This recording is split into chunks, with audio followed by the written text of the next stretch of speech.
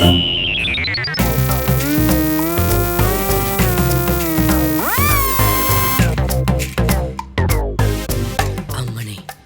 నిన్నటి వరకు స్కూల్ డ్రెస్సులు చూసి ఇది ఇంకా తయారవ్వలేదు అనుకున్నాను.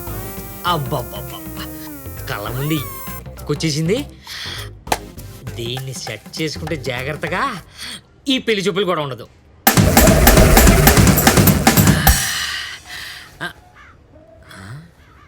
కొంచెం ఏజ్ గ్యాప్ ఎక్కువ వద్దేమో. మన కరీనా కపూర్కి సైఫ్ అలీ ఖాన్కి సేమ్ ఏజ్ గ్యాప్ కదా.